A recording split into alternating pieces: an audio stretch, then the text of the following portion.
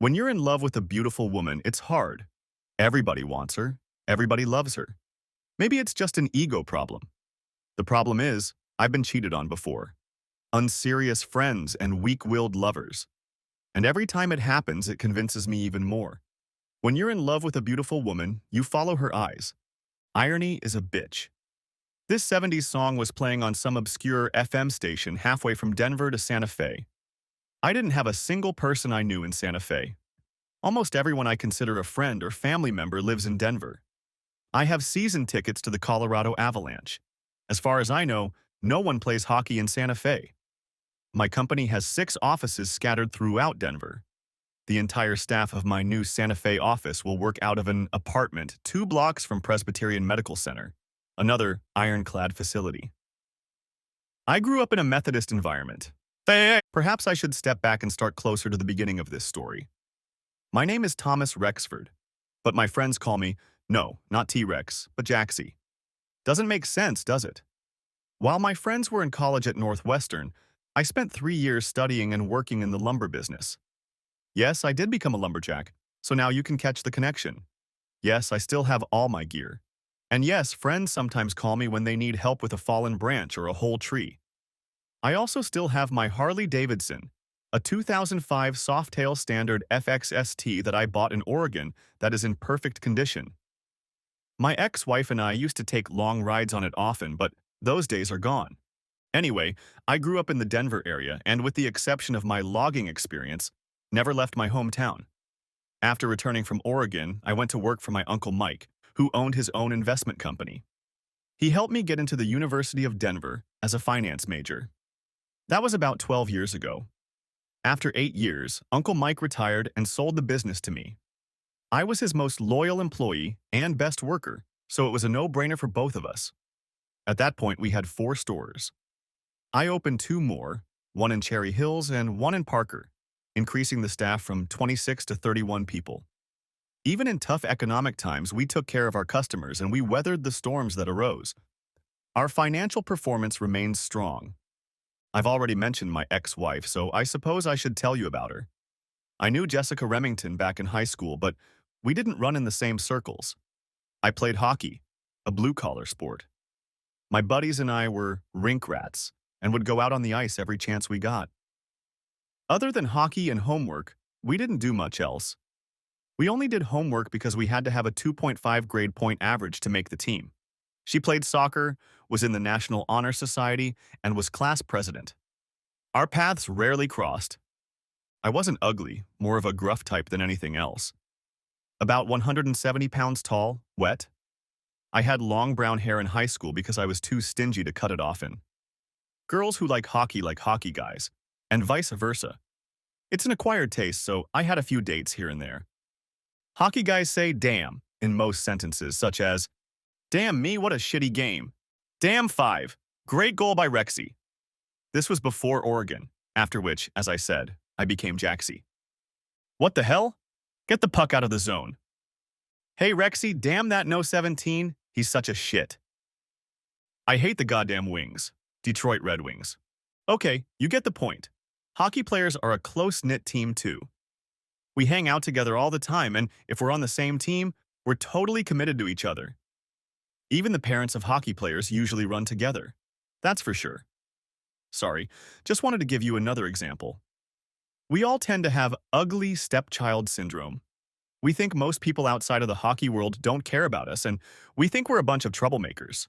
Both of which are probably true, so that's another reason why Miss Jessica Remington and I were never more than passing acquaintances in high school. One more thing you should know before we go any further. Jessica, Jess to me, is gorgeous. I don't mean cute or beautiful, I mean almost stunning. When she walks into a room, people turn on her.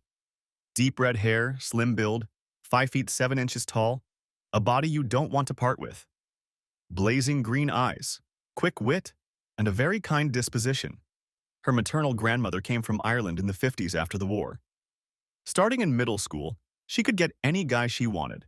She never dated the starting quarterback of the football team because he was an amazing athlete, but also a bit of a jerk. I know, that doesn't happen very often, does it? In those days, she never had a steady date. She just hung out with a small group of friends. Every once in a while, I'd see her with a popular guy, but that was it. We didn't meet until 3 years after I moved back to Denver from the Great Northwest. I got a little fat from climbing trees and chopping them down, but not much. I was playing in a men's hockey league with a few buddies when she walked in.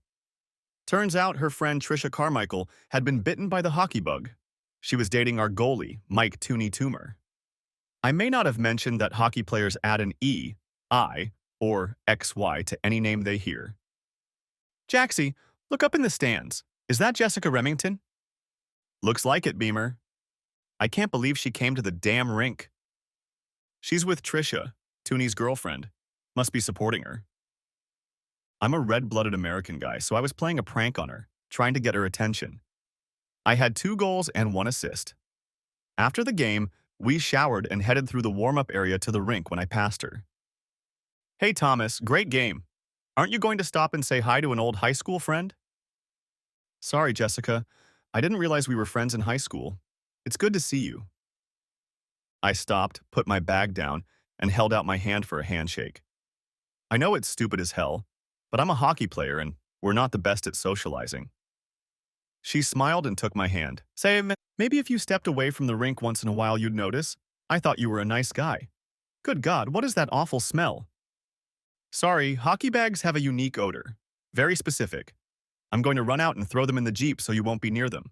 I'll see you later. She looked a little hurt, but I didn't know why. We barely knew each other and I was very polite in talking to her. Didn't say damn once. Beamer came running after me as I was getting into my very old but lovingly restored 2005 red Jeep Wrangler Rubicon. I seem to be partial to the 2005 models I drive or have driven. Hey Jaxie, are you going to O'Connell's for a beer? Jessica's going, and I overheard her say she's pondering whether turning into a hottie means turning into a snob. You have a chance, bro. I don't understand why, but you better show up and not screw it up. As my grandpa Mitchell liked to say, I may be ugly, but I'm not stupid. So I agreed to meet at our favorite establishment. I arrived first, took Coors, and sat at one of the first 10 tables. When she showed up, she immediately made her way toward me. Listen, Jaxie, is that what they call you? I'm sorry if I pushed you away, but your bag stinks. But I'd like to socialize without the bag for a while and catch up. Sure, Jess. I'd love to know what's going on in your life. For the next 2 hours, it seemed like it was just the 2 of us in this place. I bought her a beer, and she bought me 2. We talked about the last few years. She went to UCLA and studied marine biology. After graduation, she worked for a year as a gopher at SCMI, Southern California Marine Institute, and learned to surf. But she is a mountain girl at heart and returned to Denver. She is currently pursuing her teaching certification and hopes to start teaching middle school math in the fall. Her major is math. For my part, I explained my name. She was genuinely interested in my experience as a logger. She liked my Jeep, and her eyes lit up when I mentioned Greta. She laughed when I explained the hockey lingo to her, and even tried it on me. Hey Jaxer, can you get me a damn beer? It's Jaxie, not Jecker, I said, pointing at our server. Well, since you were trying to avoid me at the rink, I thought Jaker would be more appropriate, she said with a sly smile. Let's go have some fun, was all I could say in response. She winked at me and replied, maybe. Before we left, we hugged politely, and she gave me her cell phone number. Call me. I'd like to ride Greta if you'll take me. I've never ridden a pig, but it's on my wish list. I waited 2 days to call her. Believe me, I wanted to call her 5 minutes after we left, but I also didn't want to seem desperate. I wanted to be cool, calm, and collected, even though I really wasn't. Hey Jess, it's Thomas. I was wondering if you wanted to go for a ride with me this Saturday. We could go to Leadville. There's a music festival going on there this weekend. Screw you, Jaxie. I have my social life and I can't abandon my plans at the last minute for some hockey player, even if he's scoring goals. I looked a little embarrassed and whispered, Sorry, Jess. I didn't mean to be too cavalier. Maybe next weekend? There you go again, Jaxie. I'd love to join you. What time should I be ready? Well, it's about 2 o'clock now, so how about 9 in the morning? I'll be ready, she said in a tone like she was ready to hang up. Hey, wait a minute. I don't know where you live. You're a smart guy, Jackson. Figure it out. It's Jackson, I replied, slightly heated by her barb. but the line was already dead. I called Tuner, who in turn called Trisha and got Jess's address. Saturday morning, I knocked on the door of her apartment in Golden at 9 a.m. sharp. When she opened the door, I almost fainted. She was wearing shorts, not short but not too long either, a white tank top covered by a red and white plaid long-sleeve shirt, and black cowboy boots with Texas stitching. She had a UCLA sweatshirt tied around her waist. She saw the look on my face and smiled. "I take it I passed the test?" She purred. "Yes, Mom, you passed." I handed her my spare helmet, a white and black AGV X3000, and we hit the road. The ride was great. Colorado summers are warm, but it never gets too hot in the mountains. The first part of the ride was comfortable, but once we entered the foothills, we stopped to put on warmer clothes. She wore her sweatshirt, and I took my black Roland Sands Ronin biker jacket. It was obvious she liked the way her chauffeur was dressed. "If we do this again, I'll have to dress like a biker girl," she said, poking me in the ribs. Leadville was amazing. We enjoyed several bands playing, ate killer tacos, and chatted for what seemed like hours on end. Everything went as well as it could have, however. It was the first time I saw guys ogling her. Some of them were acting reserved, others were nudging their girlfriend-wife under the ribs with their elbow. What confused me even more was that looking back, I saw her encouraging this interaction. She was smiling or winking. However, I was a bit out of it at that point and was just enjoying the interaction with a beautiful woman who was interested in me. When I dropped her off around midnight, we talked for a bit at her door and she gave me a friendly kiss, thanking me for a fun day. "I really enjoyed being with you today, Thomas. Greta was great, and I hope you'll call me again sometime soon. Oh, and thanks also for not bringing your damn hockey bag." She told me that since everyone calls me Jack or Jackie, she wanted to be different and call me by my first name. And even though my family and grandparents were the only people on the planet who called me Thomas, who was I to argue? That day began 2 months of casual dating that led to us becoming exclusive. We texted every day and talked on the phone in the evenings. She got her teaching certificate and got a job at the local middle school. She had hoped for middle school, but decided that if she did well, it wouldn't take long to transition. Another 4 months passed and we decided to introduce her to distant relatives. I met her family, 2 younger sisters, Meg and Beth, 2 grandmothers and 1 grandfather. There were cousins too, but none in Denver. She met my team as well. Mom, Dad, my little brother Mikey, Uncle Mike, named Mikey after him, Grandma and Grandpa Rexford, and Grandma Mitchell. I had a couple other twisted cousins, but I decided to stick with just them. After several family gatherings, including Thanksgiving and Christmas, I decided it was time to take stock and called a war council. My entourage always consisted of Dad, Mikey, and Grandpa Rexford. We gathered on the porch of my house the first week of January. There was a fire blazing in the fireplace, so even with the temperature a dozen degrees, we were comfortable. We sat around the table holding a 15-year-old Glenlivet. "Well, guys, here's the deal," I began. "I've been dating Jess for almost 6 months now. 4 of those have been exclusive, which is a first for me. I do have feelings for this woman, so before I act, I'd like to know what you 3 think about it. I don't need to ask any of you to hold back. I know I will get the plain truth from each of you, and that is exactly what I want. I'd like to go from junior to senior, if that's okay with everyone. You have the most experience, Grandpa, so I want you to listen to the other 2 in case you want to challenge their opinions." Everyone nodded their heads. "Okay, Mikey, give it to me." Mikey was 20 months younger than me and always looked down on me when we were kids. But Mikey was smart. And not just book smart, although he had just finished his master's degree in applied math, whatever that was. He tried to explain it to me a couple times. I could understand some aspects of finance and business, but everything else was Greek to me. I realized, however, that Mikey loved to figure shit out. It was never enough for him to just understand something. He always wanted to poke holes in it, see if it really worked, or figure out how to make it better. This made him a streetwise weasel as well. 2 years after I returned from my job as a logger, Mikey was a senior at the University of California at Boulder. The next summer, I let him borrow my bike for a week. A year later, he told me he only rode it twice. Once on the first day and once the day before he returned it to me. The rest of the time, he spent taking it apart and putting it back together. I almost fainted when he showed me pictures of the disassembled Greta on the floor of his garage. Then I thought about killing him. but he told me about a couple of improvements he'd made to the fuel system, and damned if I didn't notice it ran better when I put it back together.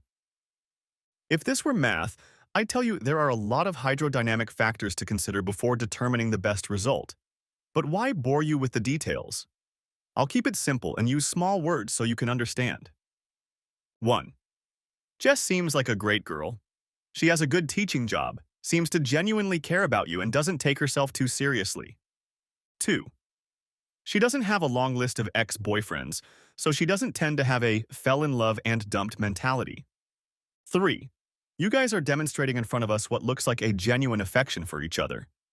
This includes, but is not limited to, respect, physical touch, good communication, and realistic conflict resolution. 4.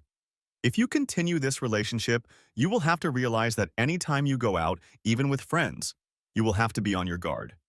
She is incredibly beautiful, so every guy who isn't gay will notice her, and many will probably try to get into a relationship with her. 5. The big X variable for me is the lack of time you've been together. You are in your 20s, so I realize that settling down is probably becoming a good option for you. But in my equation, I'd like it to be at least another 6 months before you make any kind of long-term commitment. You're both 27, so you have plenty of time to start a family. He finished and passed the floor to his father. Thomas, you're a smart young man with a good head on your shoulders. 3 years of logging in the Northwest has smoothed out a lot of rough edges and helped you mature quickly. You have a great business sense. As far as I can tell, you're also pretty wise about your personal life. You like your hockey friends, but you don't join them when they decide to do something stupid. I think you'd make a great husband. I agree with Michael. Jessica seems like a wonderful person. I won't repeat his assessment, but I agree with his caution. I'm not sure you know her as well as you need to if you're going to propose to her. Your mom and I dated from the age of 16 until we were married at 23. We had a couple of bad breakups, but it helped us figure out what we wanted and what we were made of. A little more time in the courtship stage doesn't hurt. Dad, always noted for his brevity, looked at his father, our elder statesman, Grandpa Rexford. Grandpa leaned back in the soft leather chair, took a sip of whiskey, and looked toward the mountains as if deep in thought. After a pause, he looked me straight in the eye and said, "Beauty is skin deep, but ugliness gets to the bone." Then he took another sip and looked at the hills again. Bloody mysterious, isn't it? I was about to ask him to tell me what he was thinking, but my father gave me a look that said, "Be quiet and bear with me. It will happen soon." Grandpa spoke again. "Thomas, Jessica is a sweet girl with looks that could stop a truck or a train. I've watched you two closely, and I can tell you have a crush on her. There are definitely some good traits about her, but there is also something else, and I can't pinpoint what it is. The easiest thing to say is that she seems to always need attention. She needs to be at the center. It's even harder to say that she's immature and narcissistic. She can't sit quietly on the sidelines. She needs to be at the center of everything that is going on. Silence is not characteristic of her, perhaps because no one shut her up as a child. Your father grew up in the 70s, and for as long as I can remember, I could never understand his boundless devotion to rock and roll music. Like the rest of his generation, he listened to it all the time. I hated it. I listened to rock and roll any day of the week. Anyway, one day when he was a senior in high school, which was 79, I heard the words to a song he was singing. It was Bob, and the song was about Hollywood. That's when Dad interrupted. "Bob Seger." "Dad, the song is Hollywood Nights." "Yeah, that's right. Anyway, it's a song about a young guy who gets his heart broken by some beauty queen. There's a line in there, she was born with a face that let her get what she wanted. He saw that face and lost control of himself." Wow, I think to myself. Now that's a song that actually makes some sense in real life. My point, Thomas, is this is Jessica. She can get anything she wants because of her looks. She doesn't always use it, but she sure knows she has it. That's the potentially ugly part of your relationship. Will she flirt with other men after marriage just because she wants something? Even if she is truly faithful to you, won't those men realize that and move on to her? How much time will you have to spend looking over your shoulder? Will she respect you enough to stop this shit? I don't know. My advice is a little more specific than your father's or Mikey's. I like the slow approach, but I'd add one more element. Ask your uncle for a 6-month vacation. Come back to Oregon and work in the timber business for a while, but this time take Jess with you. Be alone where she doesn't know anyone, and do your best to get her settled in there. I'm sure she can work as a substitute teacher, so you're not asking her to put her career on hold. Mike won't like losing his right arm for a while, but I'll talk to him about it being okay. He'll be fine. We take long walks and talk about everything in the world. About life, work, faith, children, fears, hopes and dreams, and more. See if you have enough in common to build a life together. If she says no, that's a sign you need to tone it down a bit. If she says yes, however, even if somewhat nervously, you have a good foundation to build a relationship on. Either way, your father and Mikey are right. She's the kind of woman who can get anything and anyone, and it's best to deal with it as soon as possible. If she's ugly on the inside, you want to know about it now, not 5 years from now when you have a kid or two and you've turned into a disaster. Great advice from 3 smart guys, and they all loved me. We spent the rest of the evening happily watching the Avies destroy the Vancouver Avies and occasionally checking in on Jessica. I slept in for a few nights and then decided it was best to split the difference. I didn't really want to go back to the Northwest, but I wanted to find a way to have more alone time for the two of us. I also decided that I wouldn't propose for at least 4 months. There's no point in asking for advice if you're not going to take it. I had to make this decision alone and take responsibility for the outcome. But only a fool refuses wise counsel. I believed I had taken the best of what was offered to me. 2 weeks later, I took Jess out to dinner at a small local pub we both loved in Golden. Burgers and beer, nothing fancy, just a chance to sit and talk for a couple hours. The owner of the place was my buddy who we played hockey with, Richie, and he was happy to seat us in the back of the place, away from the bulk of the customers. So, are we just informal tonight, Thomas, or do we have some plans? She was gorgeous, but she also had a good head on her shoulders. Jess, I learned, was very intuitive. I think somewhere in the middle, I began. You know, I've never seriously dated anyone, but I can safely say I've fallen in love with you. In that case, I don't know the best thing to do. I know we're in an exclusive relationship, but that's not the same as being committed to a long-term relationship. However, in my heart of hearts, I believe I want to move in that direction. If you agree, I offer you some next steps. Of course, this is only a starting point. What I've sketched out in my head is only the beginning of the conversation. Whatever we decide, we will decide together. Thomas, I am honored. You have just put together about 8 sentences without saying a word. Obviously, you've given it a lot of thought. I'd like to say that I have as well. Last Saturday, Trisha and I sat up until 3 in the morning discussing this topic. I'm scared because I'm falling in love with you too. And I've never been in such a serious relationship in my life. So why don't we start by you telling me what you've come up with so far? For the next 20 minutes, I laid out my thoughts. At least 4 more months of seeing only each other. More alone time on weekends and at least 2 evenings a week. Together to discuss certain topics. Invite older couples we respect to counseling to see if we are physically compatible. At the last suggestion, my eyebrow went up, but I feigned innocence. Come on, babe. I know you're hot, but what if you're not very good in bed? I got a punch in the arm for that. Want some, pretty boy? She flashed her intense green eyes at me. In hockey lingo, one player asked the other if he wants to drop the gloves and fight. Then she smiled broadly. I agree with all of your ideas. If I remember last Tuesday correctly, you've already had practice with the last option, but there are a few things I can teach you. Let me pick up the check and you can take me to school right now, I offered with a sly grin. How about we start with the first lesson right here?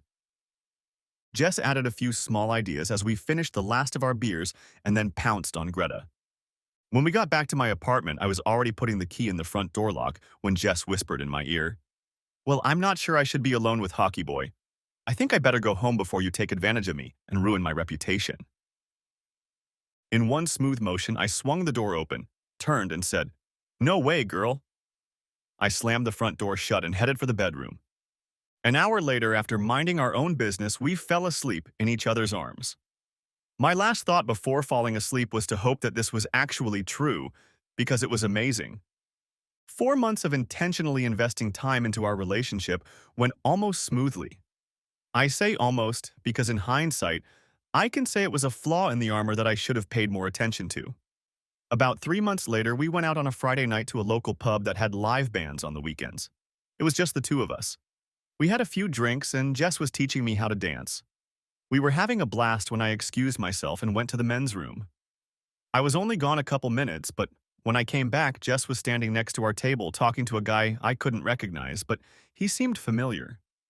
He was standing too close, and Jess wasn't holding him at arm's length. I immediately felt uncomfortable, remembering the warnings of my 3 girlfriends. However, I was sober enough to remain calm. They hadn't noticed me yet, so I walked over to the bar and ordered a couple more beers, all the while watching them. I couldn't hear them, but Jess was clearly casting a spell on me. She giggled at his comments, occasionally placing her hand on his forearm. If she missed me, she didn't show it, looking around for me. He was clearly enjoying himself. Okay, that was enough. I turned back to the table, and Jess caught sight of me out of the corner of her eye. A look of guilt appeared on her face for a moment. Then she just smiled at me as if her sun had risen and set in my place and purred, "Thomas, you remember Wayne from high school?" Wayne smirked slightly but held out his hand. "Hey Thomas, good to see you. It's been about 10 years. You look great." I shook his hand and said hello. Let me digress and say that there are a couple things you should realize right away if you're paying attention. He called me Thomas, not Jaxie or Rexy, meaning he wasn't a hockey buddy. So at best he was an acquaintance, not a friend. Second, you should have realized by the look on Jessica's face that she realized she had stepped over the line. Now the question was how she would react. The first chance she'd missed. "Wayne, why don't you pull up a chair and join us for a few minutes? Are you here with someone?"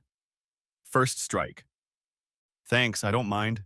"No, I'm just here with a couple buddies. No one I can't ditch for a while to hang out with old friends." "I can't believe you're flying alone. There are a lot of ladies here who should have been paying attention." Second strike.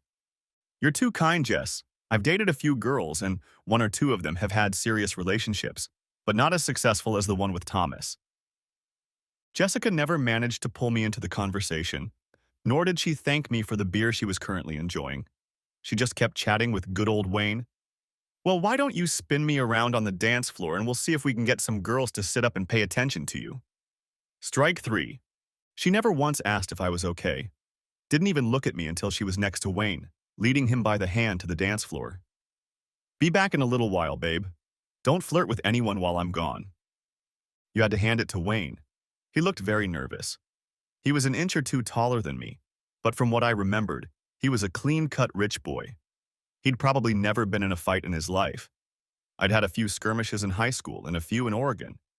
Truth be told, I got my ass kicked the first week I worked in the logging industry. I had too much to drink and was rude to a redneck who was 2 inches shorter than me. He ripped me off while everyone was enjoying the show. Later we shook hands and he took me under his wing, but I've been diligently learning to keep my temper ever since. Wayne didn't go to this school, of course, but I could tell from the look in his eyes that he knew I was learning. "Do you mind if I dance with Jess?" he asked over his shoulder. "Of course I don't mind," Jessica answered for me in a tone that didn't tolerate objections. There's no fourth strike in baseball, and that's too bad. Wayne saved himself a beating by having the common sense to at least try to ask. An attempt to honor the unspoken code of manliness. Jessica, on the other hand, was in for a rude awakening. When they returned to the table, I was gone. Greta and I had a lovely moonlit ride home that allowed me to cool down a bit. Jess and I didn't live together. Maybe I'm old school, but I think it's disrespectful for a man to ask a woman to live with him without putting a ring on her finger. But in my opinion, it's too easy for a guy to try to get what he wants from a woman and then just walk away if they aren't official in the eyes of God and the state. The ride home took 20 minutes. It took another 20 before the messages started coming in. Apparently, it was more than 1 or 2 dances. "Thomas, where are you? I can't find you." "At home." "What? Why are you leaving without picking me up?" "You looked like you were having too much fun with Wayne." "Come back and get me now, you bastard. You're embarrassing me." "Good night, Jess. I'm more than sure you can make it home." The phone rang before I could turn it off, but I ignored it and turned it off. I figured I'd get a good night's sleep before the shitstorm that was going to erupt in the morning. I was drinking my second cup of coffee around 7:30 a.m. when Jess burst in on me with her green eyes blazing. We didn't live together, but she had her own key. "You son of a bitch, Thomas. How dare you leave me like that? Are you such a little boy that you ran away just because you were hurt? Are you such a big baby? Hell, you'd better explain yourself right now if you want me to stay." Her nostrils flared and her face was red with anger. If I hadn't been a lumberjack for 3 years, I might have been scared. Would you like to sit down and have a cup of coffee, Jessica? No, I don't want to sit and have coffee with someone so juvenile. I kept my tone calm. It probably could have pissed her off more, but I wasn't about to get into an argument with an irritated Irish girl. Fine, suit yourself. I'll be honest, Jess. I'm madly in love with you and I want nothing more than for us to be together. However, I will never tolerate disrespect. What you did last night was unforgivable. We're not dating. We don't have an exclusive relationship. We're committed to each other. We agreed on that. We've even mapped out how to intentionally deepen our love in hopes that we'll be together for life. Wayne stood in your personal space, and you didn't support him. In fact, when I first saw the two of you, you touched his arm, showing openness towards him. Secondly, you didn't ask me if Wayne was welcome at our table, you just ignored me and asked him to sit down. Then you flirted with him by telling him how much attention other women should give him. And finally, without consulting me, you asked him to dance. And you never once looked in my direction. Even Wayne noticed it and tried to ask me if everything was okay. You didn't even let me speak for myself or answer his question. So tell me, Jess, what's respectful about it? How does it show my love or show Wayne that we're together? How does it show your love for me? You're so great, Jess. Guys are always paying attention to you, and I know you realize that. In a way, you like that attention. In and of itself, it's not a big deal. However, when you treat me like I'm not your equal and you have the final say in everything that concerns us, I think that's bullshit. I'm not saying I was completely right in leaving last night. It was childish in some respects. However, if we're going to be ourselves, it has to be mutual. What you did made me furious. I'm not going to compete for you. We're past that stage. You don't need to compete for me.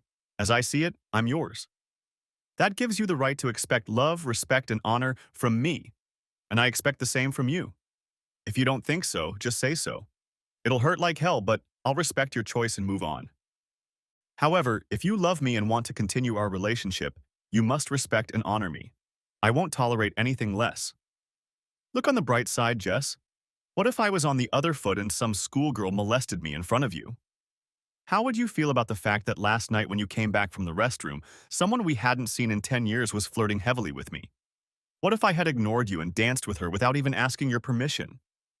For a moment, Jess was silent and stared at me. I was sure she was about to turn and walk away, but tears came to her eyes. Her lower lip began to quiver. Without warning, she threw herself into my arms and sobbed. I just put my arms around her. After a moment, she caught her breath.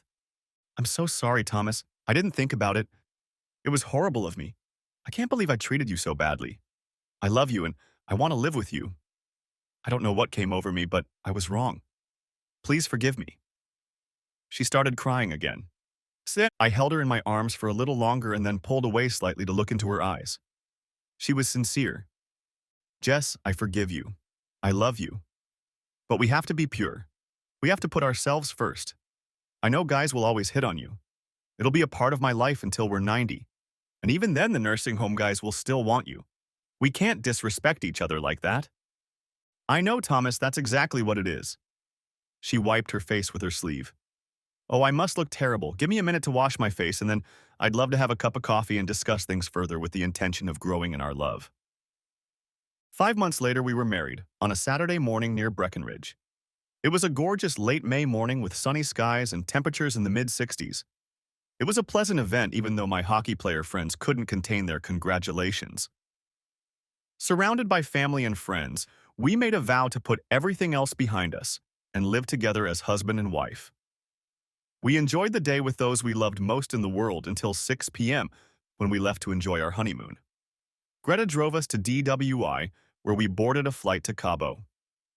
9 amazing days later, we were back in Denver at the beginning of summer.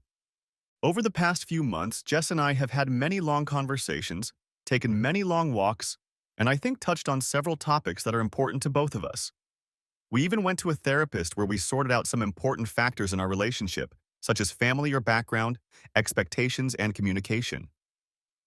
All in all, I felt that I had listened carefully and accepted the advice of the 3 men who loved me the most, and embarked on a lifelong journey with the only woman I truly loved and who truly loved me. How was it that just 4.5 years after my divorce from Jess, I was once again driving down the highway alone? I thought I listened carefully and put the advice I received into practice. I believed that Jess and I had come a long way emotionally, psychologically, and relationally before and after we married. I believed that we were completely honest with each other and made a commitment to honesty, love, care, and respect. As I've seen firsthand, it means nothing if the other person doesn't make the same promise in their heart. It turned out that Jess had other definitions of these words that she never shared with me. There were patterns in her life that she was unwilling or unable to give up, and that put us as a couple at risk. Truth be told, Grandpa Rexford was right. Jessica was a beautiful woman on the outside, but her ugliness came down to her bones. Now, the year before, Jess had learned that her application for admission to the local high school had been accepted. She would be teaching Algebra 2 and trigonometry to 10th graders. There were two older teachers in the math department who were a few years away from retirement.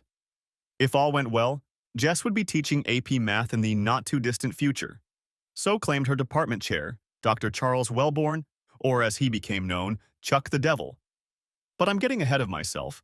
For the first 2 months of the school year, Jess was more than excited. Every night she would tell me about her classes and what the kids were learning.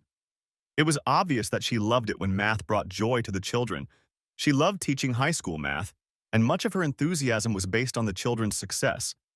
Sometimes she would talk about Dr. Wellborn and what a wonderful mentor he was to her and the other beginning teachers on the faculty. I didn't pay much attention to it except that he was a nice guy who wanted everyone to do their best. I should have been on my guard, but he was 15 years older than her, married, and had 3 children, all in their teens. I first met him in early October. After being told about his amazing personality and leadership, I was a little taken aback. He was not a weak guy. His height was probably around 160 centimeters. He wasn't heavy, looking trim and slim for a man in his early 40s. He was not bald, and there was no gray hair on his head. He wasn't boring, carrying on a pleasant conversation. But nothing about him stood out. Nothing impressive or surprising. From the way Jess spoke, I expected to meet Wayne Gretzky teaching math, but he looked more like Barry Melrose. I'll save time for those who aren't hockey fans. Melrose was selected 36th in the 1978 draft, played about 300 games of professional hockey, and had a very mediocre career. For me, it was Dr. Wellborn. Kind of a nice guy, but totally unimpressive. I never understood why Jess was so fascinated by him. To each his own, I thought. Jess liked his encouragement and guidance, so who was I to judge? I listened politely as she talked about how inspiring he was. It was at this point that I noticed that about 90% of our conversations were about her work and 75% were about Wellborn. When I would talk about my work, hockey, or family, she would smile, listen for a couple minutes, and then go back to herself and her world. Having never been married, I assume that's how most marital conversations go. I never minded learning about her day, her job, even her boss, but sometimes I really wanted her to ask me about my job, family, etc. Unfortunately, she rarely did, and just as sadly, I never brought it to her attention until it was too late. It was the week after Thanksgiving, and I was on the phone with my mom. As wonderful as the men in my family are, my mom can find common ground with any of them. We were talking about the upcoming Christmas holidays and trying to synchronize our holiday calendars. No sooner had we hung up the phone than my mom switched the conversation. "Thomas, how are things going with you and Jess?" "Good, Mom, good." "Really? Are you sure, Thomas?" Obviously, it wasn't a question. "Yeah, I think so, Mom. Why do you ask?" "Well," Mom paused. "Mom, you can always talk to me. I know you won't gossip about Jess or talk bad about her. If something is bothering you, I know it's out of love, so please tell me what you're thinking." It's nothing much, Thomas. It's just that she's always talking about herself and her work. I've never heard her brag about you unless someone does it first. I've never heard her ask you any serious questions about what you do or what you're thinking. That strikes me as odd, son. Enthusiasm in a relationship is a two-way street. You always support her and pay attention to what she tells you. I guess I'm just wondering why she doesn't reciprocate you.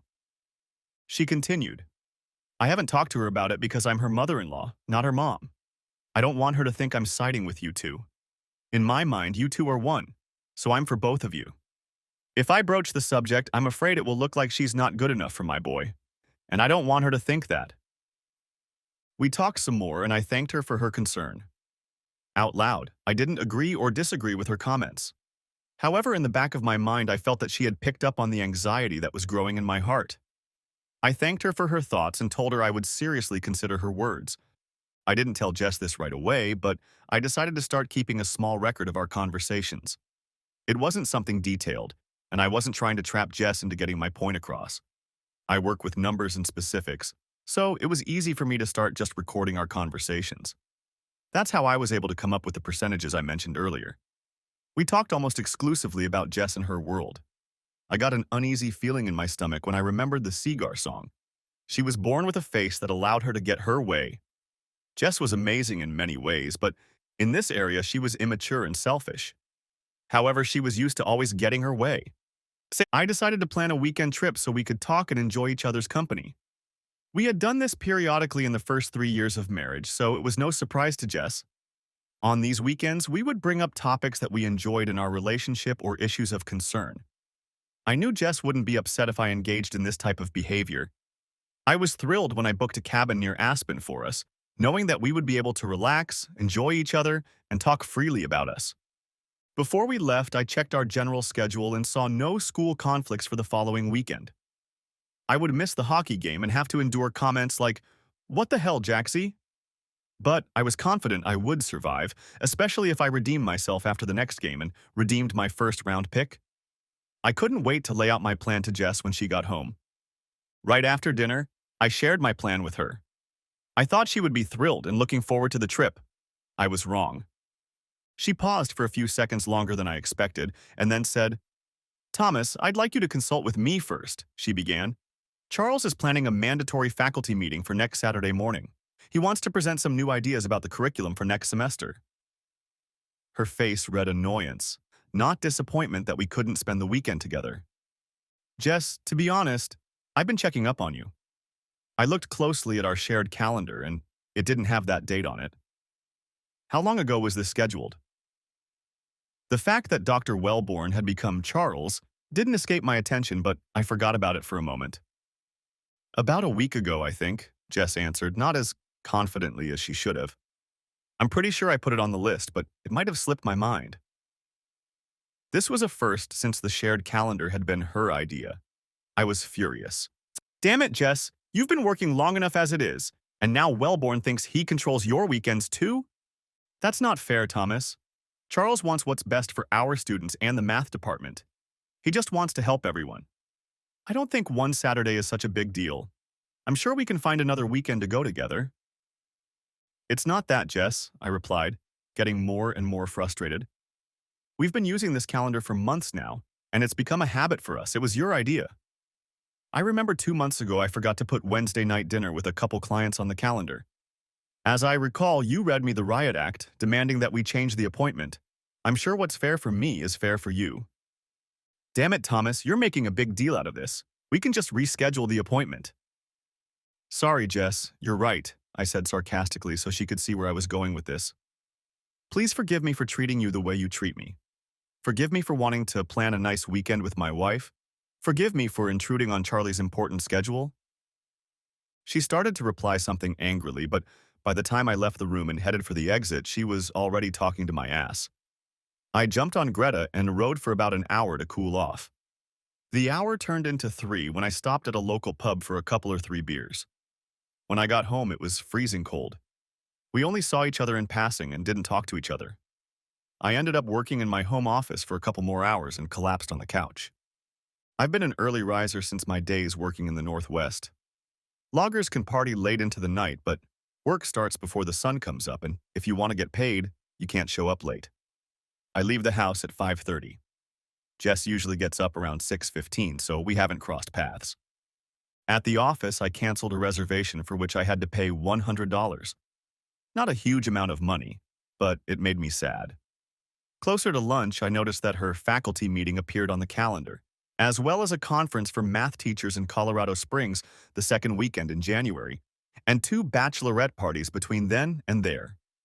Later in the afternoon, I sent Jess an immature text. "Going straight to the rink after work. Game at 7 and then a few beers. I'll be home around 11. If it's unclear, check the shared calendar. It's been there for the last 2 months. I got nothing in response. For the whole of the next week, we continued to keep to ourselves, talking only as needed.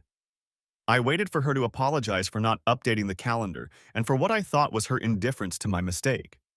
I think she was waiting for me to remember that the universe revolves around her and come crawling back. We can both be stubborn, so we were both disappointed by the other's lack of recognition. The following Saturday, Jess was already dressed and ready to leave when, at the table during breakfast, she surprised me with a serious kiss. Thomas, I hope we can talk like adults today and make up. I understand your frustration about this weekend, but I'm sure we can work things out. With those words, she winked slyly at me and headed for the exit. No apologies, no admitting her mistake, just doing what she wanted, expecting me to obey. Seeger shouted in my ears, "A face that will let her get her way." I grumbled for about half an hour, then decided I wasn't going to waste the day. The porch door had been creaking loudly for the past 2 weeks, so I decided to take it off the hinges, oil it, and put it back in place. I also thought of a couple other small projects that could be done. After taking the door off, I realized we were out of oil 1. So I jumped in my Jeep and headed to the hardware store. Mick's hardware store has always existed. It was opened by the first Mick right after World War I and has stayed in the family for the last 90 years. Mick the Fourth ran the store along with his two sons, Mick V and Eddie. I played hockey with Eddie, and Mick V, ironically, only worked at the store on weekends because he taught math at the same school as Jess. Imagine my surprise when I walked into the store and V was helping a woman pick out a good snowblower. He smiled and waved at me as I walked in. The strange look on my face must have surprised him because he caught up with me a couple minutes later in Section 9 where I was getting my oil. "Hey Jackie, what's up, buddy? Heard you celebrated with a goal and 2 assists on Thursday. Eddie said you played pretty damn good for an old man." "Hey Fifth. Yeah, it was a good night. Sorry if I gave you a weird look when I walked in, but I thought Wellborn had a middle school math department meeting this morning. You decided the dispatch office couldn't live without you and quit?" Now it was his turn to look embarrassed. "I'm sorry, Jaxie, but you seem to have made a mistake. I'm still teaching, but Dr. High and Mighty Wellborn didn't make an appointment for today. He's an arrogant prick, of course, but even he's not stupid enough to encroach on our weekend. Did Jess tell you we had a meeting?" Somehow I kept my composure. I must have misunderstood Jess's words as she flew out the door. And then another thought hit me. "Hey, Fifth, does the math department ever participate in science conferences?" "Yeah, sure," he replied. I was relieved for a second, but then he continued. "The next workshop will be at Estes Park at the end of March. I plan to attend about half of the seminar and then head to the piste." Trying to breathe and act as normal as possible, I replied, "Sounds like you five, except I'm surprised you plan to attend half the meetings." "Yeah, I know. I guess I'm completely down on my old age. I'll talk to you later, Jaxie. I'm going to go make sure Eddie doesn't try to take credit for selling my snowblower." And with that, he left, taking all my trust in Jess with him. I paid for the oil and hopped in the Jeep. Damn bitch, why the hell is she lying to me? 2 times. I drove past the school looking for her car. I checked each of the 4 parking lots, not just the one by the math classroom. Not a single car, not a single headlight on, not a single person home. My mind was racing along with my heart, and I needed to calm down and think. I had assumed the worst, and we all know where assumptions lead. I needed to find out some facts about my wife, where she was, what she was doing, and if she was with that damn Charles. I couldn't go home and just wait. I drove to a coffee shop, grabbed a cup, and sat in the back of the bistro. An hour later, with notepad in hand, I had a plan. My insurance agent was a guy from my hockey team. Pat Cook, Cookie, was surprised I was calling on a Saturday morning. "Jaxie, did you break your leg trying to work on your pathetic skating skills?" "I wish I had, Cookie. I need a few minutes of your time. Can we meet at your office?"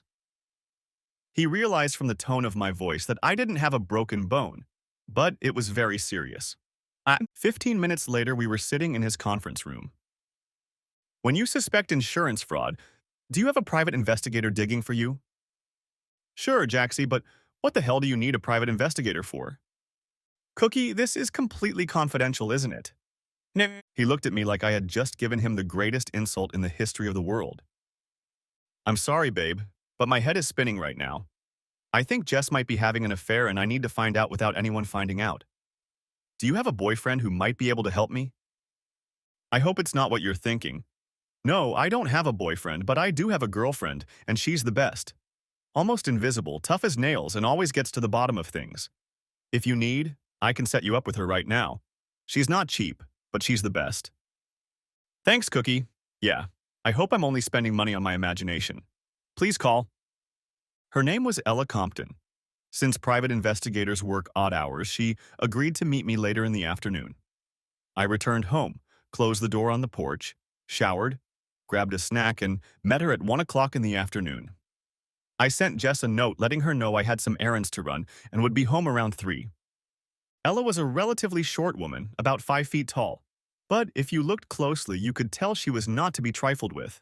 She smiled politely as we talked, but there was an iron tone in her voice that suggested she wasn't serious about this job. I laid it out for her as best I could. As we were ending our conversation, she said, "If you want a detailed report, it will take several weeks. My investigation will drag on until the new year, since you believe she is lying about the conference. I'm not being stingy, Mr. Rexford, but I can promise you that by the time I'm done, you'll know one way or the other. I need you to wire me $1,500, and I'll get to work. I'll invoice you for the remaining amount when the job is finished." I sent the deposit while she asked a couple more questions. We stood up, shook hands, and left. I felt as low as I'd ever felt, but I knew I had to keep up appearances. I had to be dishonest with everyone I loved and respected, but secrecy was the only way to get to the truth. Jess was home when I arrived. She was working in the kitchen and humming to herself as I walked in. In a good mood, after having fun with Chuck, I thought to myself, kissed her on the cheek and told her I needed to shower right away.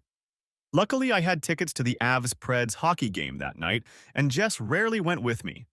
I took Mikey with me, and she was more than pleased. Before I left, I lied for the first time. "Jess, I'm sorry I overreacted this weekend. I wanted us to go away, but I shouldn't have talked to you the way I did. Please forgive me." "Of course, Thomas. I understand your frustration. I wish I could leave too, but we'll be leaving soon, just the two of us." Bitch to the end, huh? I thought. The next 6 weeks were a living hell. I put on a happy face at the office, at home, and with my family. Christmas was brutal. Jess and I exchanged gifts and went to my in-laws for lunch and then her family for dinner. New Year's Eve was even worse, if that's even possible. We went out to dinner and dancing. We did it in our hotel room. The physical part was the worst. It wasn't love. New Year's Eve was on Friday, so we celebrated on Sunday with dinner at Mom and Dad's house. Grandma and Grandpa Rexford were with us. We were hugging and kissing goodbye around 6 in the evening when Grandpa quietly pulled me aside. "I'm sorry, Thomas, I really am," he whispered so no one would hear. "For what, Grandpa?" I replied, genuinely not understanding what he meant. "I'm sorry that I was right." "How so?" He smiled sadly. "I was right about the ugliness getting to the bone," he said, nodding at Jess. "Just know that we're all with you no matter what happens." I wanted to fall into his arms and burst into tears. He saw the tears in my eyes. "It's nothing like that, Thomas. You'll get through this. There will be time for tears later. For now, just do what you have to do. We Rexfords always stick together and take care of each other." In that moment, the strength he gave me assured me that I could handle it. 3 weeks later, I was sitting in Ella's office across from her desk. She had called the day before to let me know the report was ready. I asked if we could meet at her work instead of mine. If I got the news, I didn't want to fall apart in front of my coworkers. She began, "I'm sorry to tell you, Thomas, that you spent a lot of money to find out that your wife is a lying whore.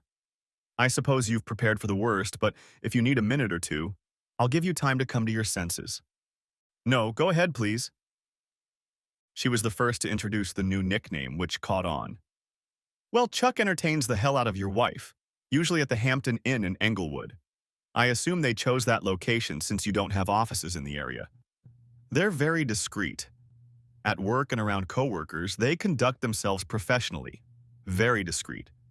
They drive separately to a rest stop or a truck stop where they will never run into family or friends. far enough off the road, but not so far that they can't get back to their homes quickly if necessary. As you might expect, there was no conference in Colorado Springs. They spent this weekend in Gunnison, in a remote cabin outside of town. They meet about once every 8 or 9 days. As far as I can tell, they've met at least 6 times since you hired me, not counting this weekend. I have audio and video recordings of the last 2 love dates in the Hamptons, thanks to a couple $100 and a friendly referent. Don't worry, I'll put them on your account. I also have pictures of them meeting, driving to their huge hotel, getting in and out. I also have some conversations from their phones thanks to the listening devices in their cars. The evidence is irrefutable.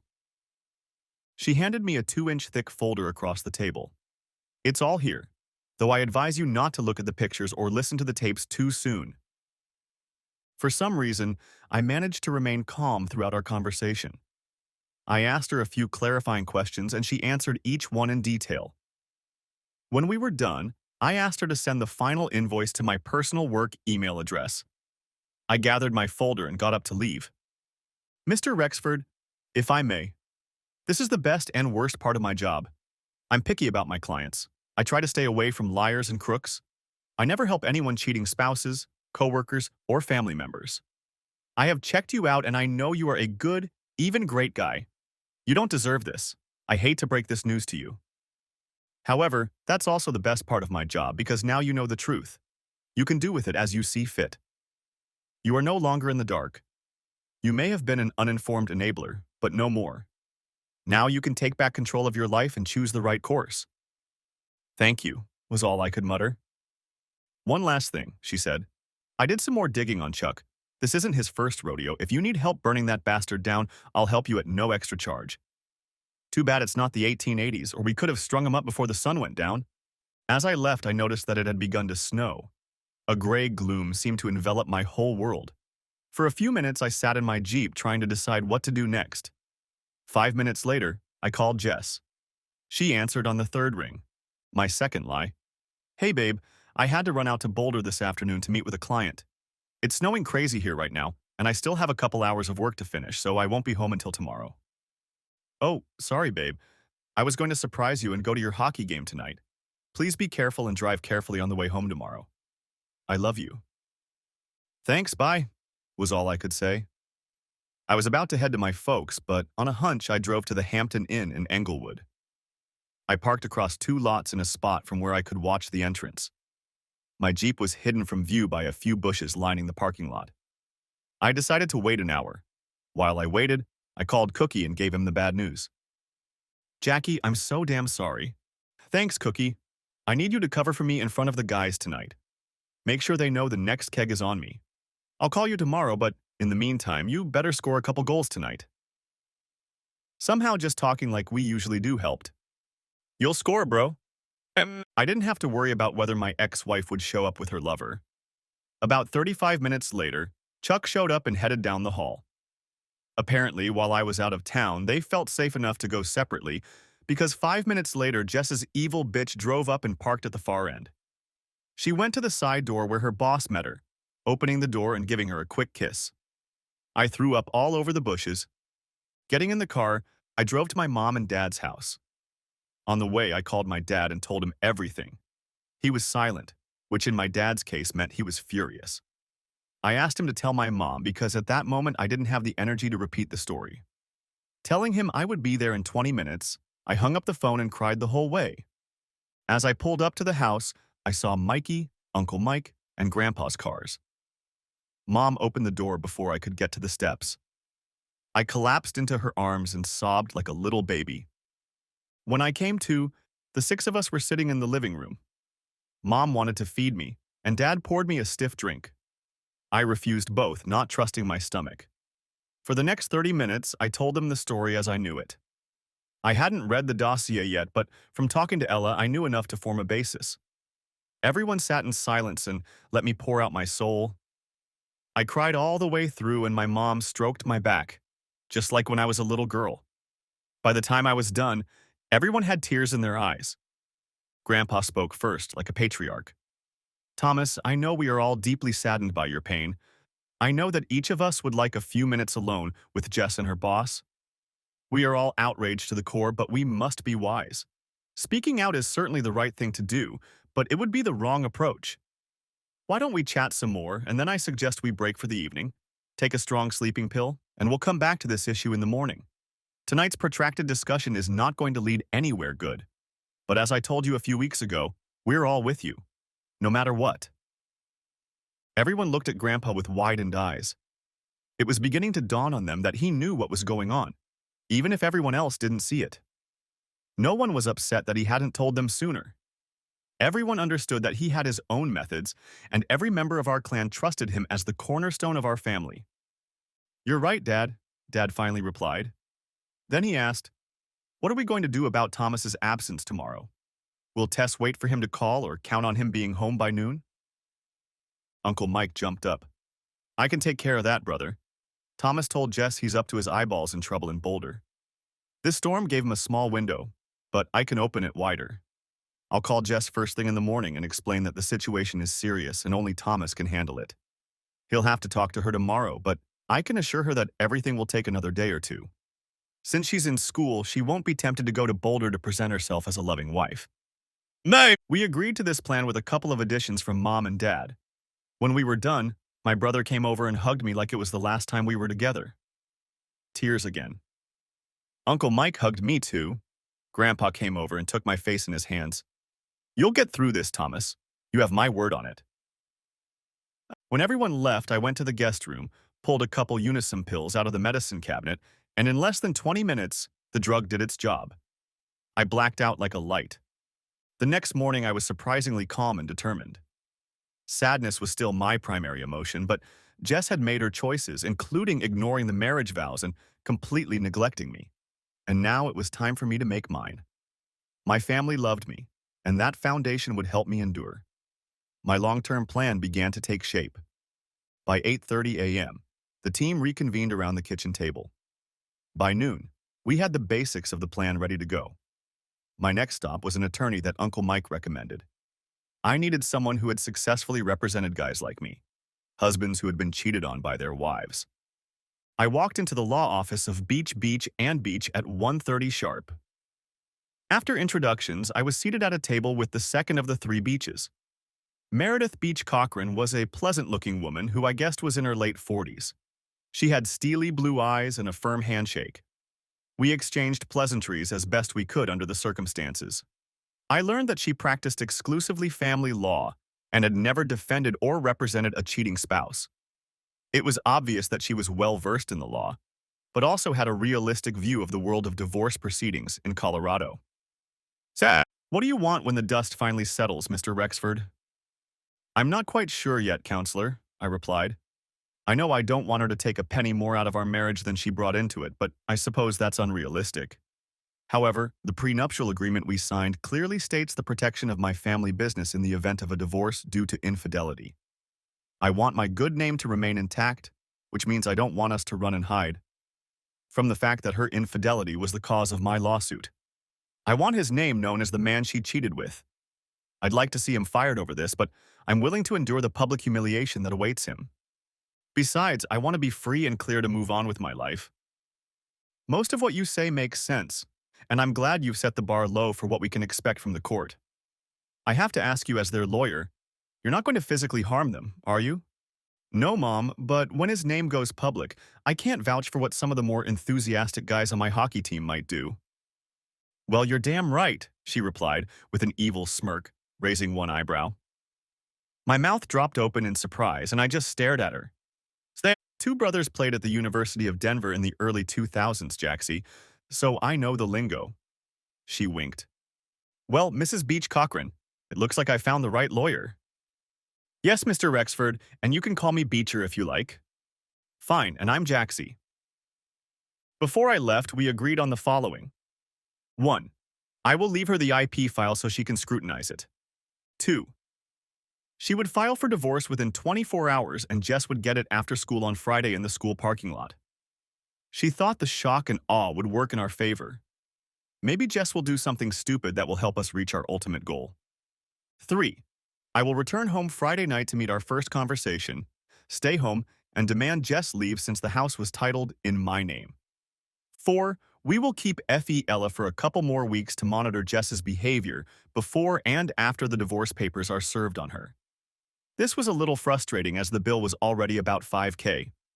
She emphasized a few other things. Stay calm, let my family help me deal with the pain, and continue to live a normal life no matter how much I wanted to crawl back into my shell. At the end of our first conversation, we exchanged cell phone numbers and she informed me that I could call her anytime with questions.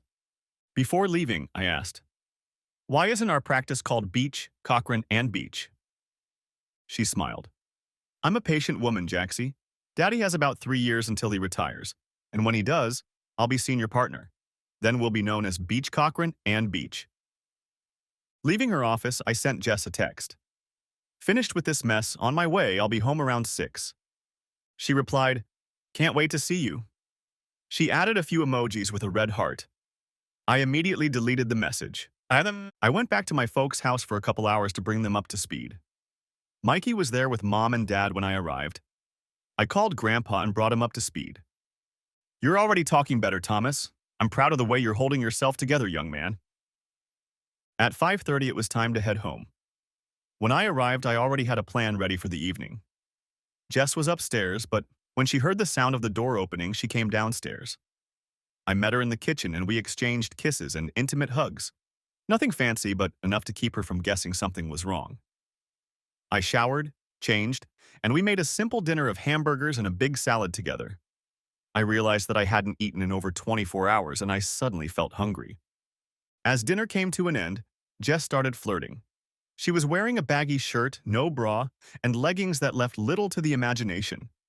She lifted one of her legs and placed it in my crotch. She was so damn hard, and I became aroused almost instantly. The thought of sex with Jess made me shudder, but she was still my wife. "You may have had to be a jacker last night, but I hope Jackie takes his wife upstairs tonight and blows her brains out." "Sorry, babe, but my head is still splitting from the strain of the last 2 days and driving in this damn snow." She looked a little surprised. I could count on the fingers of one hand how many times I'd turned her down for sex over the years and still have 5 fingers left. "I understand. I'm sorry," she replied, clearly disappointed. "Since I'm not working tonight, why don't you have fun with Chuck at the Hampton Inn?" "No, I didn't say that, but I really wanted to. Why don't we take a bath and I'll give you a nice back massage?" Is what came out of my mouth. She wasn't ready to admit defeat, but when I gently removed her leg from my lap, still smiling at her with the smile of a loving husband, she gave in. She took a long hot bath and I gave her a nice back massage, all the while fighting the temptation to strangle her. After about 20 minutes of my gentle touches, I heard her breathing softly in her sleep. I got out of bed and covered her. Then I moved as far away from the bed as possible and fell into a restless sleep. I had a hockey game the next night, and she knew better than to suggest I skip it since I missed the game on Monday.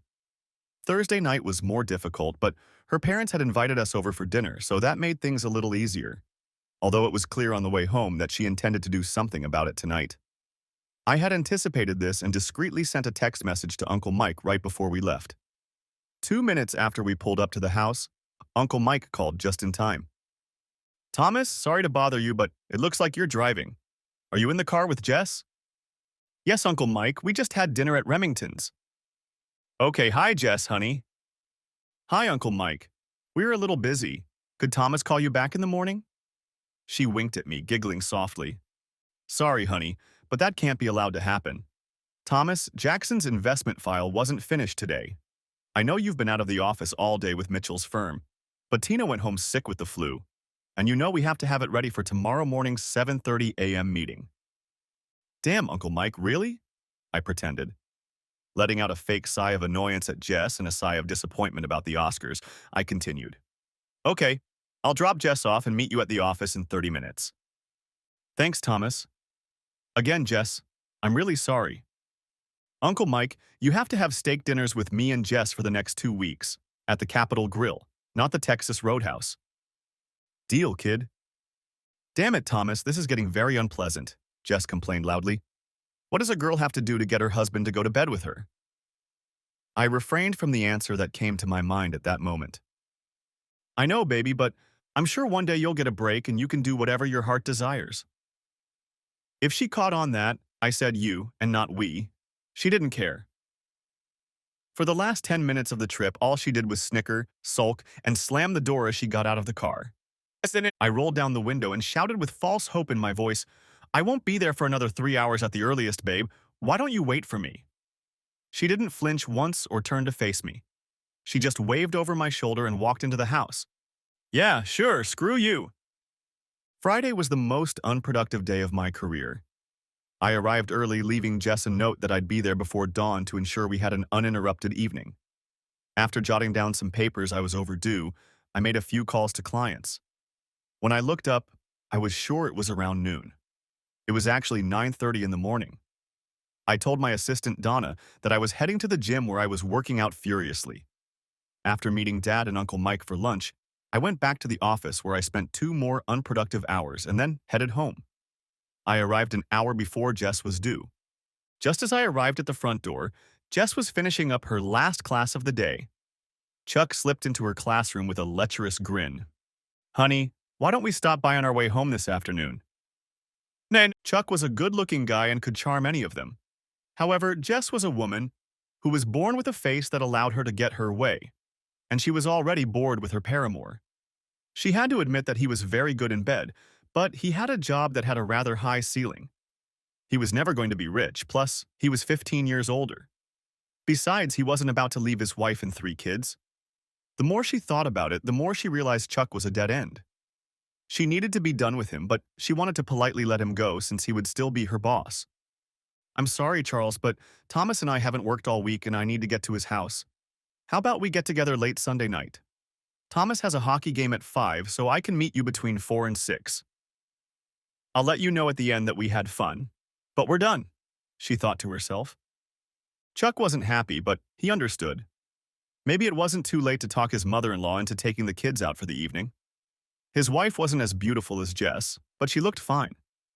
"Okay, I'll pick you up at the bus stop at 4 sharp."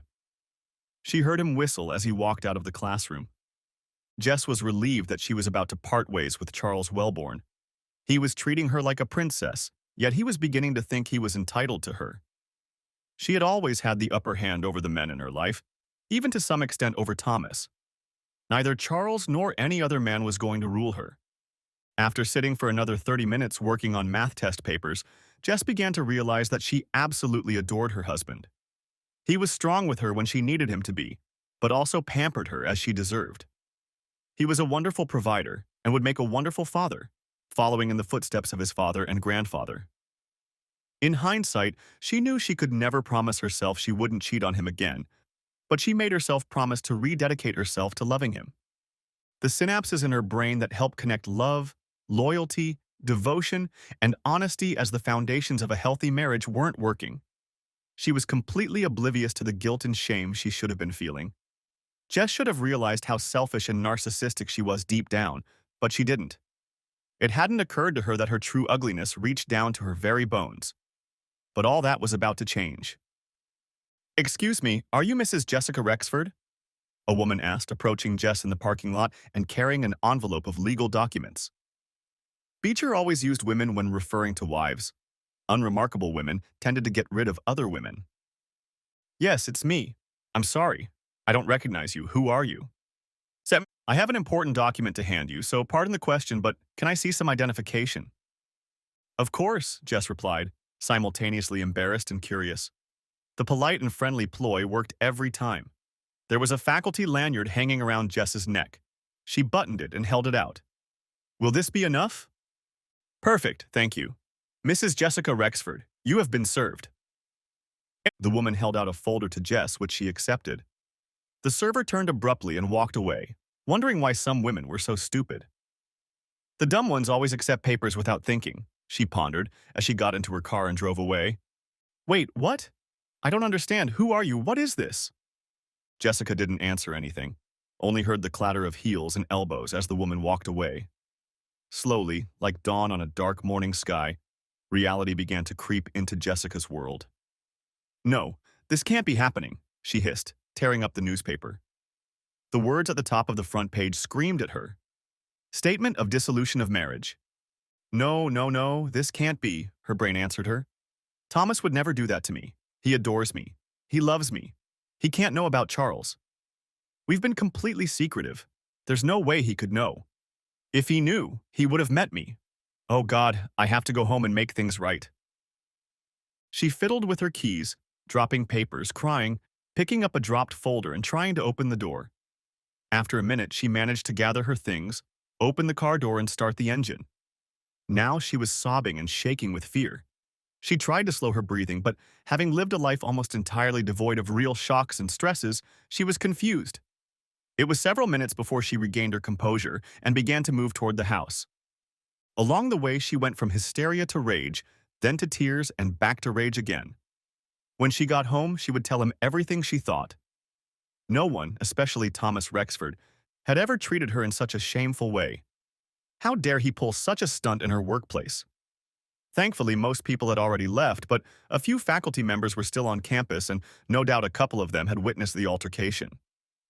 By Monday, the language would be up and the whole school gossip train would be flying down the tracks. It never occurred to her that she was the cause of her own pain. Her infidelity to the man who loved her exclusively was at the root of this disaster. By the time she reached her driveway, however, she had gathered her wits and decided to remain calm. She was sure she could explain her affair with Charles, if only Thomas would find out. She would claim that he had forced her to sleep with him to make a career as a teacher. Yes, the plan of action was ready. She would never dare to sleep with another man. Thomas was her one and only, but she was too afraid to open up to him. She was embarrassed to tell him what had happened, and she was afraid his temper would get out of control and he would lash out at Charles, leading to more trouble. By the time she entered the house, she was already confident in her strategy. When she walked in, I was already sitting at the kitchen table. There was another folder on the table, but Jess ignored it. She strode forward at full speed. Thomas, my love, this must be some terrible mistake. Why would you divorce me? We love each other, don't we? You are my one and only soulmate. What made you do such a stupid thing? I remained calm. Jess, please sit down. She sat down. Jess, I've learned some disturbing things about your behavior as my wife. I want to give you the opportunity to come clean and tell me the truth. I promise that I will sit and listen without interrupting. If you honestly explain to me why I am doing wrong or misguided, I will change my mind. Jess started to interrupt. I held up my hand. But Jess, before you start, let me be clear. I'm going to record our conversation on my phone so there won't be any misunderstandings about our conversation later. You only get one chance to be completely truthful with me. Please don't hide behind lies or misrepresent your actions. If you do, I can promise you that it's over between us and I will proceed with the divorce immediately. So if you want to share your thoughts with me, decide for yourself. Ignoring the folder on the table, Jess began. I don't mind writing this down, Thomas, but I'm going to tell you the truth. Charles Wellborn forced himself on me. He used his position of power to impose himself on me. I fought off his advances time and time again, but he made it clear to me that my best way forward was into his bed. I hated every second of it, but I put up with it because I was depressed and didn't know what to do. Jess started to cry as she continued. I didn't want to tell you because I thought I could handle him, and I was afraid you would jump him and end up arrested or worse, in jail. When it became clear that there was only one single way to satisfy him, I did sleep with him. But it was only once, and I hated every second of it. Today, after school, he was in my class and tried to talk me into sleeping with him before I went back to your house, but I turned him down. Oh, Thomas, I'm so glad you know now. You can help me put an end to his bullying. I can't prove it, but I've heard the gossip, and I think he's done it to other teachers before me. At that moment, Jess put her head on the table and began to sob. Clap, clap, clap. I applauded her purely sarcastically. I was heartbroken over her obvious lies, but partly I had to give her credit. Maybe after the divorce, she could pursue an acting career. Jess, I'm very sad, but I have to say it was an amazing performance. Thomas, what are you talking about? How can you say such horrible things after I gave you my soul? Jess, you have always had a knack for getting your way with men, including me. You are so beautiful on the outside, and sometimes we are so gullible to believe that there is beauty on the inside too. Let me tell you what I know. With those words, I opened the folder and began to lay out the gist of the case to Jess. You've been sleeping with Chuck for at least 2 months now. Maybe longer, but I'm sure of it. The two of you are going to the Hampton Inn in Englewood. At this point, I started to move the photos across the table so Jess could look through them. She began to pale. At least 6 rendezvous in the last 2 months. Also, there was no Saturday morning math teacher meeting in early December, and there was no teachers' conference in Colorado Springs a few weeks ago. In addition, I have several recordings of your classes together. I've included one short snippet where she talks about how much she loves Charles and how much she enjoys their fun. So, my dear, loving, faithful wife, you certainly don't look like a woman who has been kidnapped against her will, or one who is trying to please an abusive boss without complaint. Your voice and these photos speak the truth. You had fun with Chuck at least 8 times, one of which was an entire weekend in Gunnison. And that only tells you one thing. A whore wife who thought she could get away with anything. Jess sat with her mouth open, unable to find the words, realizing for the first time in her life that you can't flirt, flap your eyelashes, and get away with it. I continued. You broke my heart, Jess. I have no idea how many tears I've shed over the past couple months reliving your betrayal. My relationships at work and in my family have suffered. My self-esteem has hit rock bottom, and I've asked myself more than once, why? Why did you destroy my love and our marriage for some fun on the side with a school teacher? I've seen pictures of Jess up close. He's no bigger than me, and although I was disgusted to listen to you two, I know he's no better in bed than me because he's never taken things to the point of love. My anger began to build. But you know what, Jess? I've realized that you're no longer worth crying over. My emotions have been hurt badly, and I'm not sure I'll ever be able to trust another woman. But I'm not going to crawl into some hole and die because deep down inside, you're an ugly, selfish woman. I'm going to pick myself up and move on with my life, knowing that I gave you the best thing I had, and it's not my fault. I'm far from perfect, but I've never given you a reason to treat me with such contempt and disrespect. I don't ask why anymore because I just don't care about you. Some people say the opposite of love is hate, but I think the opposite of love is indifference. And that's how I'm going to treat you. I'm not going to care for you or about you anymore. It will take me a long time to get over this pain, but from this day forward, you will no longer mean anything to me. Thomas, No, Jess, not anymore. I've packed a bag for you. If you want to go upstairs and get other things, that's fine with me, but you will be leaving this house today. My lawyer's contact info is in the bag you got, so when you want to go upstairs and get your stuff, just let her know. I'll make sure I'm not here. Take everything you brought into our marriage. What you don't need, I'll throw away or burn. But Thomas, please forgive me. I was too scared to tell you the truth. I messed up, but we can get past this. I want to be with you and only you. Scared, Jess? Really? When have I ever given you a reason to be afraid of me? I've never raised a hand to you, and I've rarely even raised my voice. If you were afraid, it was only because you were worried you wouldn't be able to have your cake and eat it too. Thomas, I will not leave this house a defeated woman. You can't kick me out, it's my home too. The Irish in her had spoken, and she wasn't about to give up without a fight. Jess, I replied, keeping my composure, I bought this house with my own money before we were married. It's titled in my name. Fortunately, we don't have children, so you can't claim that you need the house for childcare. Our prenup clearly states that I keep my assets if we divorce because of your infidelity. I know your looks allow you to get your way in most cases, but you should have read that document more carefully before you signed it if you are going to cheat and deprive me of my home. Thomas, I don't want to deprive you of anything. I want us to be together. Charles means nothing to me.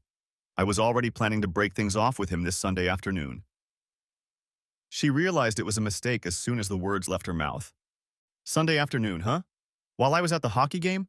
Even if I believed you, which I wouldn't, it would have been too little and too late. I swear, Thomas, I have no interest in him. It was just an idiotic affair on my part. I have no excuses, but you can't ruin our marriage over this. We're supposed to be together. Yes, Jess, it was idiotic. It was also selfish and disgustingly cruel. But let's be clear. I'm not giving up on our marriage. You ruined it by having fun with him. You burned our love. You ruined all of our love when you looked me in the eye and told me that on that Saturday in December, after I planned a weekend trip for us, you had a department meeting with all the math teachers. You were done with us, and if you can't see that, I truly feel sorry for you. All I'm doing is closing the book on our sham marriage. The full weight of her illicit affair finally got to her and she began to sob. I sat with my arms folded and waited for her to pull herself together and walk away. At last she spoke. Where will I go? What will I do, Thomas? That's up to you, Jess, but you should know the following. My family is aware of what has happened. They've been supporting me for the last couple months while I learned of your betrayal. I haven't told your family, you'll have to do that. However, if you lie to them or withhold the truth altogether, I won't feel the slightest bit uncomfortable sending them a copy of this file. I have no intention of physically attacking Chuck Hranov.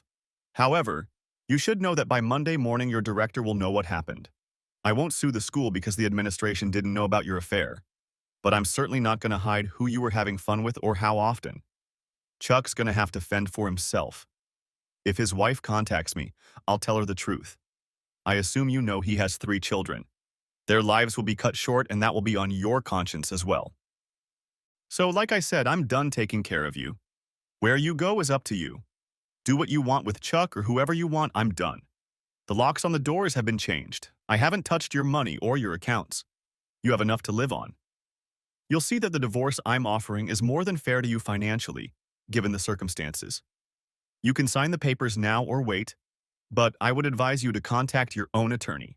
Now, if you would be so kind as to gather all of your belongings and leave my house. Jess finally gave up. She wiped her eyes, went upstairs, and gathered a few more things. As she left, she came back through the kitchen. I sat in silence, emotionally drained by this confrontation, but relieved that it was over. I'm sorry, Thomas. Yes, Jess, I am. And here I am, 8 months later, divorced and headed to Santa Fe. Why would I leave town, you ask? That's a good question. The answer is simple. I need some time away. I love my family dearly, and I know they love me. But as with my journey to Oregon 15 years ago, being on my own again was challenging. But at the same time, it was a breath of fresh air. I'll spend a year or two getting the business up and running, and then hire someone to run the New Mexico office. Eventually, I'll probably move back to Denver, closer to family and friends. Obviously, my hockey team won't win a damn game without me. But for now, a little space, a little time to immerse myself in something new, a little adventure is exactly what I need. The only woman I planned on spending time with was Greta. Jess? Well, I don't know what she does. I heard a few hockey wives and girlfriends kidnapped her for a fun girls' weekend when they found out what happened. I don't know anything about what happened, but rumor has it that Jess didn't get the most fun weekend. I guess she didn't expect this turn of events, but apparently hockey women are just as loyal as hockey men. Looks like the instigators were her best friend Tricia and her trusty strap-on. Chuck? Apparently, Dr. Fielding, the school principal, was from a hockey family because she made Chuck's work life as miserable as it could possibly be. His teacher's contract was not renewed, and he left the state. His wife resented him in the divorce, and I hear his kids don't want to hang out with him. Interestingly, she has become friends with Tricia and attends some of the hockey games. Before Chuck Hren left town, he fell down the stairs coming out of his seedy apartment in downtown Denver. He broke 3 ribs, his teeth, and his arm. All my hockey buddies were at O'Connell's when it happened, or so said about 20 witnesses. Well, damn me, maybe Bob Seger was wrong. Thanks for watching, hope you enjoyed it. Subscribe to my channel and watch for the next video.